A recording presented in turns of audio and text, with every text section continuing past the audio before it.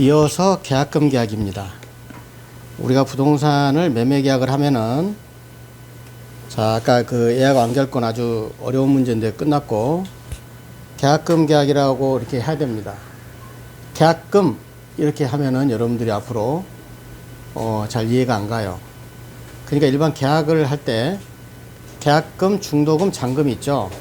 근데 계약금 계약이라고 이렇게까지 해야 따로 있다 생각하시면 되고, 계약금은 증약금의 효력도 있고 유약금의 효력도 있고 해약금의 효력이 있는데, 자, 간단히 말씀드리면 총괄적으로 설명할게요. 계약금은 요물계약이다 이런 말이에요. 근데 그 계약금을 줄게 하고 계약서에 작성만 해서는 효력이 없다. 계약금이 건네가야 된다. 5억짜리 아파트면은 보통 10%니까 10%가 건네가야 된다. 요물계약이다. 그리고 매매계약서에 포함되어 있는 종된 계약이다. 그래서 증약금이다. 매매계약 체결했다는 반드시 증거금으로 해결한다. 그러니까 매매계약금은 언제나 증약금이에요. 그 다음에 유약금으로도 해석을 할 수가 있어요. 매매계약서에다가 1조부터 매매계약서 보면은 부동문자로 인쇄가 되어 있어요. 배액상환하거나 포기하거나. 이거는 그 유약금으로 취급을 안 합니다. 거기다가 특이하게다가 매수인은 계약금을 포기할 수 있고 매도인은 배액상환한다. 이거를 다시 한번 쓰는 거예요. 이렇게 되면은 유약금화 되는 거예요. 그리고 손해배상액의 예정이라고 합니다. 그러니까 안 쓰게 되면 해약금에 영향이 있다. 해약금의 역할을 하고 특이하게다 다시 한번 쓰게 되면 유약금의 그 효력을 발휘한다. 결과적으로는 효력은 같아요. 그러나 그렇게 할 때는 유약금이라는 것을 꼭 아시기 바라고, 이게 굉장히 시험에 자주 나오니까. 다음에 마지막으로 가장 중요한 해약금. 간단히 말해서 계약금은 해약금으로 추정하는 거예요. 근데 어떻게 해서 이제 그렇게는 간단히 아는데 이제 얘기를 이제 해야 됩니다. 자, 565조 해약금. 매매 당사 일방이 계약 당시 금전 계약금을 좀 교부할 때는 당사 다른 약정이 없는 한 상대방 이행에 착수할 때까지 이를 포기하고 배액을 상환할 수 있다. 여러분 너무 잘하는 거예요. 이런 거는 쉬운 거는.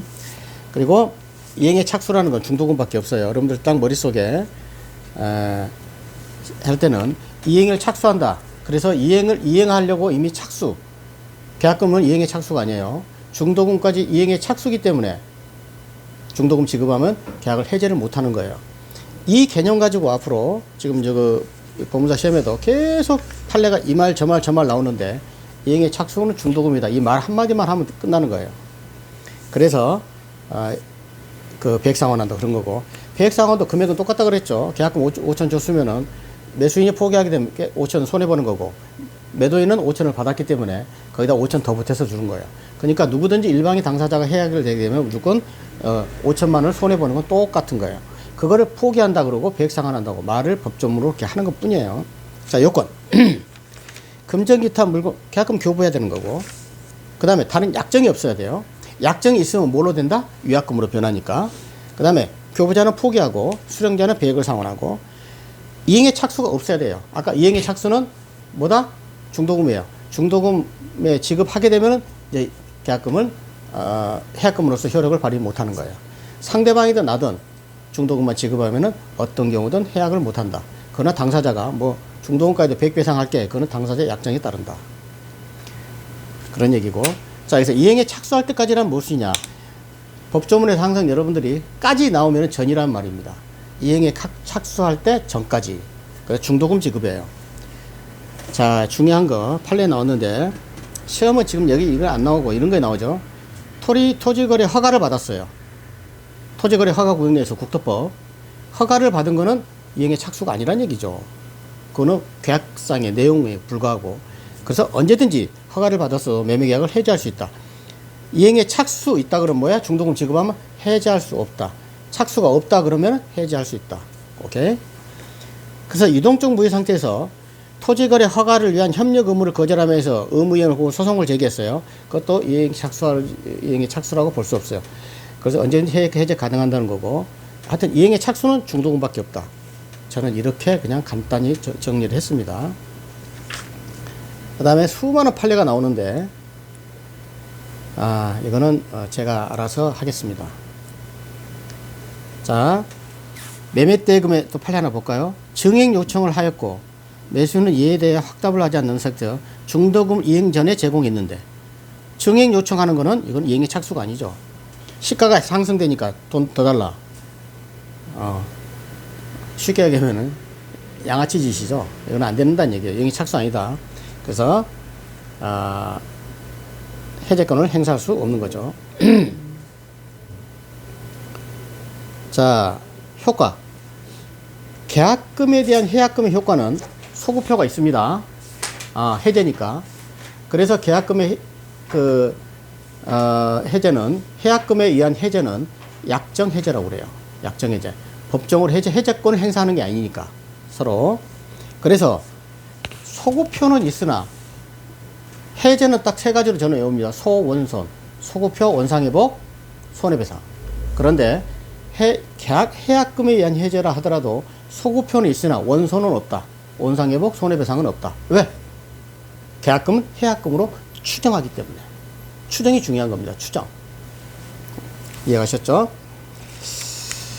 또 그 약정 해제와 법정 해제권의 경합, 또 위에가 하나 있는데, 경합.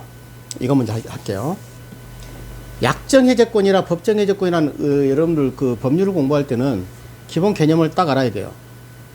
약정 해제권이다 그러면 해약금에 의한 해약을 말하는 거예요. 법정 해제권은 저 인간이 매수자가 제때 대금을 지급을 안 해. 그러니까 내가 해제권을 행사하는 거. 그거는 법에서 정해놨다 이 말이야. 해제권, 법정.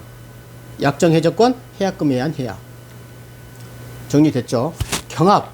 법률에서 경합이라는 것은 둘 중 하나를 선택해서 할 수 있다. 경합. 트럼프가 바이든하고 했을 때 뭐 경합주 그 경합주가 아닙니다. 여러분들이 할 때 법률 공부할 때는 리걸 마인드를 딱 알아야 돼요. 그런 일반적인 경합이 아니에요. 두 가지 권리가 다 생긴다 이 말이야. 법정 해전권과 약정 해전권이. 그 중에서 선택 행사할 수 있다는 얘기고. 자, 그 유동적 무효에 있을 때 허가 신청이죠. 유동적 무효니까 협력 의무에 대해서 이행 거절 의사를 명백히 표시하거나 허가 신청 아니한 의사를 명백히 무효로 했어요. 그러니까 유동적 무효야, 토지와. 이거는 울트라 슈퍼 중요한 거죠. 토지거래 허가 구역에 대한 거를 모르면은 민법 공부하기 정말 힘듭니다. 토지거래 허가 구역 내에서 허가를 받으면 유동적 무효가 뭘로 돼? 확정적 유효가 되는 거예요. 허가를 못 받으면 확정적 무효가 되는 거야. 유동적 무효 상태가. 그래서 허가 신청을 하지 않기로 명백히 의사를 밝혔어. 그럼 뭐가 됐어요? 확정적 무효가 돼버리는 거야. 그러면 어떻게 돼? 확정적 무효가 될 때 계약금을 반환할 수 있도록 효력이 생긴다는 얘기예요. 유동적 무효 상태에서는, 허가가 아직 안 난 상태에서는 계약금 달라. 아직 해제가 안 됐잖아. 그러니까 달라 할 수 없다. 이거를 판례로는 길게 설명한단 말이야. 읽을 때도 10분씩 걸리게. 그런데 효력은 이렇게 간단히 할 수가 있다. 자, 지금까지 계약금, 계약에 대한 것을 설명을 8분 이내에 했는데, 계약금 이렇게 하게 되면 안 됩니다. 계약금, 계약이다. 이거는 하나의 계약이다. 어떤 계약이다? 매매계약서에 있는 하나의 종된 계약이다. 반드시 요물 계약이다. 계약금 계약만 해놓고, 자, 5천만 원을 계약금으로 지급하기로 합니다. 근데 그날 돈이 안 들어갔어요. 그는 아무런 의미가 없다. 그리고 며칠 후에 돈이 들어갔다. 그때부터 계약금은 효력이 있다. 요물 계약이다. 돈이 들어가야 된다. 반드시 알아야 돼요. 그래서 계약금이다. 우리가 흔히 얘기하지만 계약금, 계약까지 계약이다. 이것도 얘기를 하셔야 될 겁니다. 감사합니다.